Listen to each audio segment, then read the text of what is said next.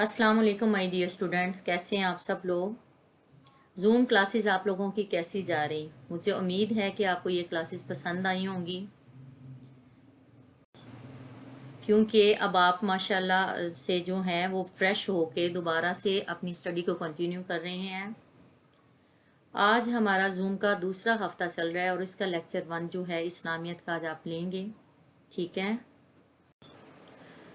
पहले हफ्ते में जब जूम क्लासेस आपने ली तो उसमें हम लोगों ने लेसन पढ़ा था। ठीक है, सबक पढ़ा था सब्र व तहम्मुल, उसे कंप्लीट किया था अल्हम्दुलिल्लाह अल्लाह के फजलो करम से।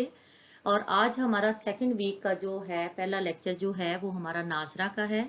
और नाजरा में आज हम पढ़ेंगे सूरत तकासुर।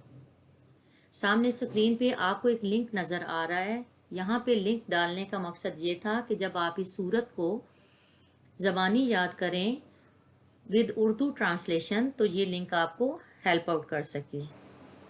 सूरत तकासुर कुरान पाक की कौन सी सूरत है, किस नंबर पे है, मक्का में नाजिल हुई या मदीना में, आयात कितनी है, ये छोटी छोटी बातें आपको नाजरा के सिलसिले में याद रखनी चाहिए। It's very very important. सूरत तकासुर कुरान पाक की 114 सूरतों में से 102 नंबर पर है। मक्का में नाजिल हुई, इस वजह से इसे मक्की सूरत कहा जाता है और इसकी आयात हैं 8। चलिए अपनी सूरत को शुरू करते हैं। बिस्मिल्लाहिर्रहमानिर्रहीम।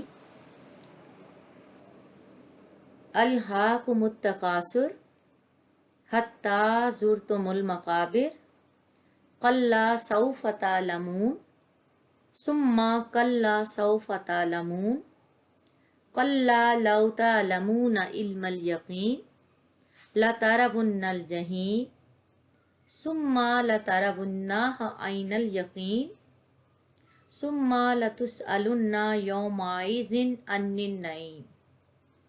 तर्जुमा पढ़ते हैं इसका। अल्हाकुमुत तकासुर, गफलत में डाले रखा तुमको। अत्तकासुर, माल की कसरत ने, माल जमा करने की हवस ने। हत्ता ज़ुरतुमुल मकाबिर, यहाँ तक के जा देखी तुमने कब्रें। कल्ला सौफ तालमून, खबरदार जल्द ही मालूम हो जाएगा तुम्हें। सुम्मा कल्ला सौफ तालमून, फिर सुन लो, जल्द ही मालूम हो जाएगा तुम्हें। कल्ला लौ तालमूना, देखो अगर मालूम होता तुम्हें इस रास्ते का अंजाम। इल्मल यकीन, यकीनी इल्म की हैसियत से। लतरवुन्नल जहीम, जान लो तो तुम जरूर देखोगे जहन्नुम को। सुम्मा लतरवुन्नाहा, फिर तुम जरूर देखोगे इसे। ऐनल यकीन, यकीन की आंख से। सुम्मा लतुसअलुन्ना, फिर जरूर पूछगछ होगी तुमसे। यौमाइज़िन, उस दिन। अन्निन नईम, नेमतों के बारे में। स्क्रीन पे आप लोगों को मनी, गोल्ड और कब्रें, 3 तरह की तस्वीरें नज़र आ रही हैं। सूरत तकासुर जो है वो दुनियावी लिहाज से इस बात पे रोशनी डालती है कि हम लोगों को जो ज़िंदगी अल्लाह ताला ने अपनी इबादत के लिए दी, हमारे भेजने का मकसद जो रब्बे करीम ने कुरान पाक में वाज़िया तौर पे बता दिया कि वमा खलक़तुल जिन्ना वल इंसा इल्ला लियअबुदून, हमने जिन्नों और इंसानों को सिर्फ अपनी इबादत के लिए पैदा किया।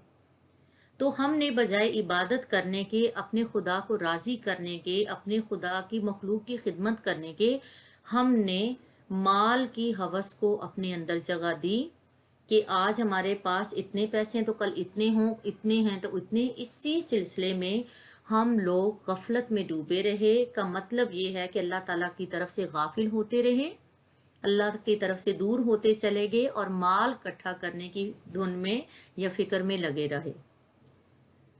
यहाँ तक कि मौत का वक्त आ गया, यहाँ तक कि जा देखी तुमने कब्रें कि मौत का वक्त आ गया। तो फिर जिस वक्त मौत आती है तो बहैसियत मुसलमान हमारा यौम आखिरत पे, क़यामत के दिन पे भी यकीन है। जब इंसान को मौत आनी है तो जाहिर है जब क़यामत आनी है तो हम सब ने अपने अल्लाह के हजूर पेश होना है। इसमें भी यही बताया जा रहा है कि किस चीज़ ने तुम्हें गाफिल किया। माल जमा करने की हवस ने।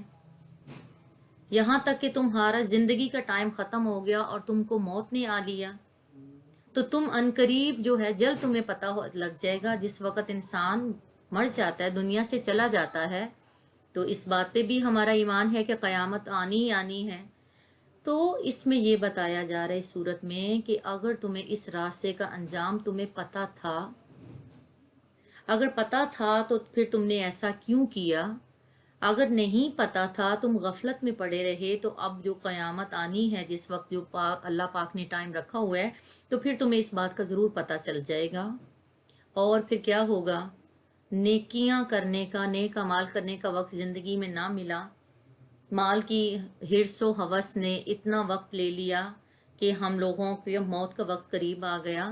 تو اب یہ دیکھ لو کہ تم نے جہنم کو دیکھنا ہے. اعمال اچھے کرتے، نیک اعمال کرتے، اپنے رب کی عبادت کرتے، اپنے اللہ تعالیٰ کے اور اس کے رسول صلی اللہ علیہ وسلم کے احکامات کی پابندی کرتے، تو آج شاید ہمیں اپنے اللہ کے حضور شرمندگی نہ ہو رہی ہوتی. تو اس دن نعمتوں کے بارے میں انسان سے پوچھا جائے گا. یہ نعمتیں جس رب نے دیں، ان نعمتوں کو حاصل کرنے کی تگ و دو میں، جد و جہد میں، کوشش میں ہم لوگ اتنے بیزی ہو گئے کہ ہم اپنے رب کو ہی بھول گئے جس نے وہ نعمتیں ہمیں عطا فرمائی. تو ہمارا ٹھکانہ کیا ہوگا پھر؟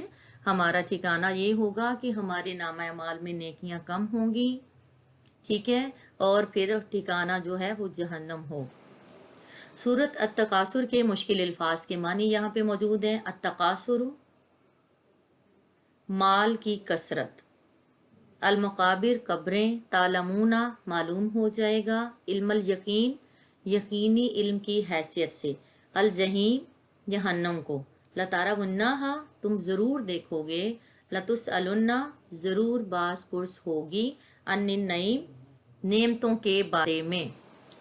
اب بیٹے آ گیا آپ کا کام. آپ نے، مجھے امید ہے کہ لیسن کو، اس سورت کو اور اس کے ترجمے کو، اس کی وضاحت کو پوری توجہ کے ساتھ سنا ہوگا، سمجھا ہوگا. اب میرا بیٹا آپ لوگوں نے کیا کرنا ہے؟ جو پچھلے ہفتے ہم لوگوں نے سبق پڑھا تھا صبر و تحمل، اس کی املا کا ٹیسٹ اپنی مدر کو یا اپنے ٹیوٹر کی نگرانی میں آپ نے اسلامیت کی کاپی پہ دینا ہے.